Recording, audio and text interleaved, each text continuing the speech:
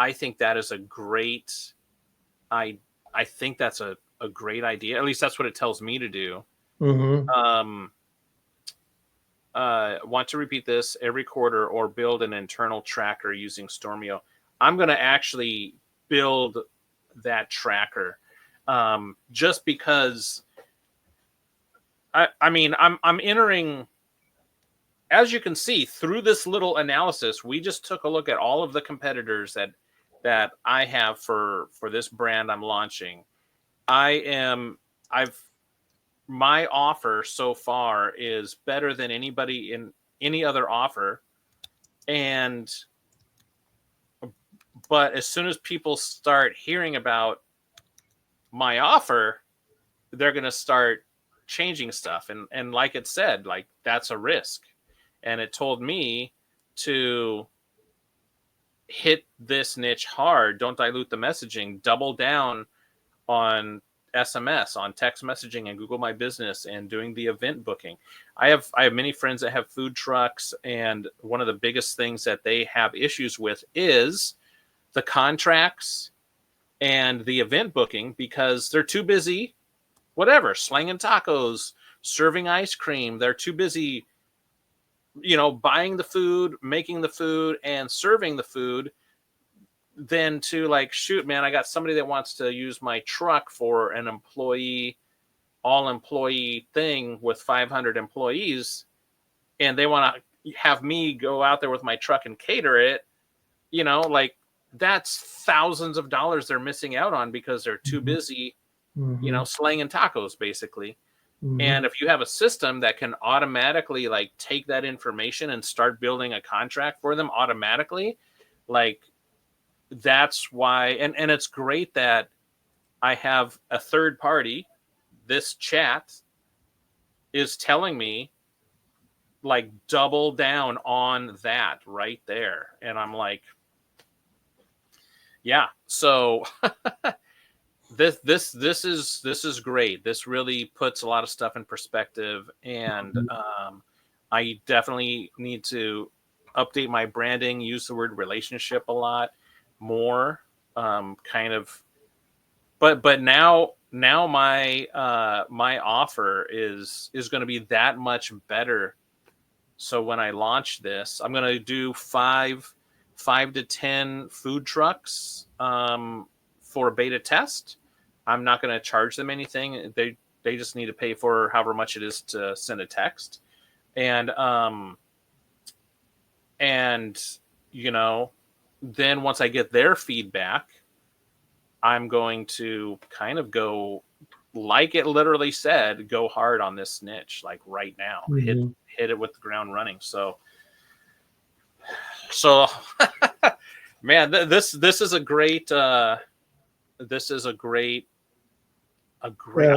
glad that we did this, man. Yeah. And again, this is just one prompt in this one section, in this one subsection inside the MBA program. So we're right at the hour. So experimenting with this, I'm going to be doing more. I think this went reasonably well. Would you agree, Michael? Yeah. The output that I got from this was great, but also just going back and forth and showing people that what your output is. You have a different business than what I'm launching, right? So this is great. I think we should definitely do more of this. So I'm going to be doing more of these based on this, and they're going to be kind of pop-up webinars like I've done now, but I'm also going to kind of formalize this as well on the way. And for those who do not know, I do some LinkedIn live events on Mondays now from 10 to 11 Eastern time. First Monday of the month, I'm doing expert of AI action classes, expert advisors. Michael is always part of that. That's been fascinating. Something recently for next week is going to be the AI skill development workshop I'm going to be doing. I'm essentially looking for opportunities to fill up every Monday. So this may be We may do the AI MBA. That might become the third slot, but ultimately I'm going to have 4 or 5 Mondays. Every Monday of the month is going to be filled with some AI material. So be on the lookout for that. Awesome. And I'm going to wrap this up on my side. One thing that I've learned to do is, because you can definitely go down a rabbit hole with this, because Pam is always going to suggest, well, we can keep going. We can do something else. We can do something else. But sometimes you just got to stop going down that rabbit hole and just cut it off. So one thing I learned to do is whenever I'm ready to stop, I just say, please summarize what we've accomplished. And it gives me a summary. Or here's what we've learned so far. This is what we've done so far. I'm gonna type that in. That's a great idea.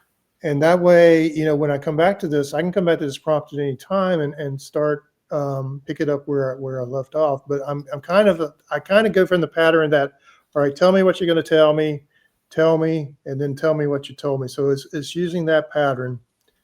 I've also learned too, because if you let it, I could spend I could spend days on this single prompt and probably never reach the end. Sometimes I say, well, I will tell it on the front end, I've got 30 minutes of time to work with this. I want you to tell what's the best use within this prompt of 30 minutes of time that we're going to have a finished deliverable at the end of 30 minutes.